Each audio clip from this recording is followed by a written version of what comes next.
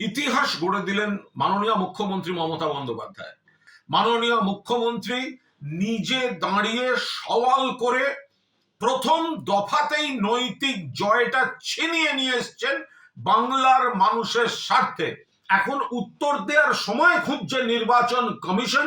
মমতা বন্দ্যোপাধ্যায় মাননীয় মুখ্যমন্ত্রীর আজকের সওয়াল ইতিহাস মনে রাখবে। সুপ্রিম কোর্টে আজ ইতিহাস গড়ে দিলেন মাননীয় মুখ্যমন্ত্রী মমতা বন্দ্যোপাধ্যায়। মাননীয় মমতা বন্দ্যোপাধ্যায় আজ দেখিয়ে দিলেন বাংলার মানুষের গণতান্ত্রিক অধিকার রক্ষার স্বার্থে সুপ্রিম কোর্টের প্রধান বিচারপতির বেঞ্চে বাংলার কোন মুখ্যমন্ত্রী এই প্রথম সওয়াল করছেন জাতীয় নির্বাচন কমিশনের বঙ্গ বিরোধী চক্রান্ত, মৃত্যুর মিছিল, হয়রানি, বিজেপির রাজনৈতিক নির্দেশ মেনে যে চক্রান্ত ষড়যন্ত্র চলছে তার বিরুদ্ধে সওয়াল করলেন। এবং মামলা যেহেতু এখনো চলছে, আবার শুনানির দিন স্থির হয়েছে, কিন্তু এখনো পর্যন্ত যা হয়েছে মাননীয় মুখ্যমন্ত্রী নিজে দাঁড়িয়ে সওয়াল করে প্রথম দফাতেই নৈতিক জয়টা ছিনিয়ে নিয়ে এসছেন বাংলার মানুষের স্বার্থে।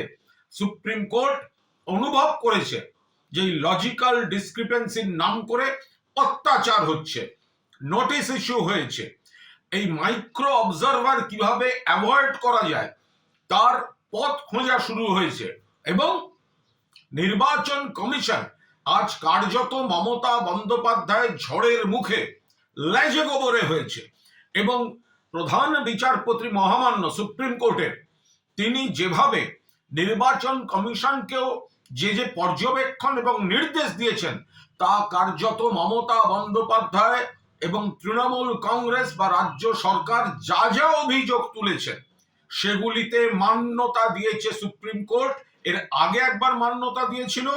আজ স্বয়ং মমতা বন্দ্যোপাধ্যায় এইরকম নেত্রী যদি সামনে থেকে দাঁড়িয়ে লিড করেন তাহলে তো প্রতিপক্ষ এমনিতেই প্রথমেই তারা অর্ধেক হেরে শুরু করে।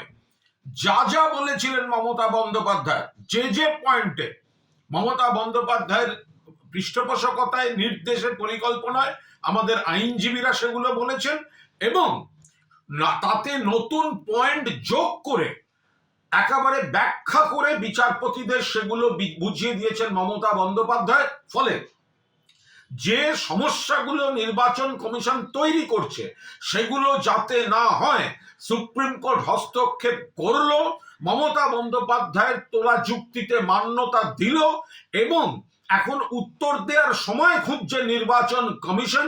প্রথম দিনেই ইতিহাস গড়ে দিয়ে নৈতিক জয় ছিনিয়ে নিয়ে এলেন মমতা বন্দ্যোপাধ্যায়। একে বলে নেত্রী, একে বলে মুখ্যমন্ত্রী।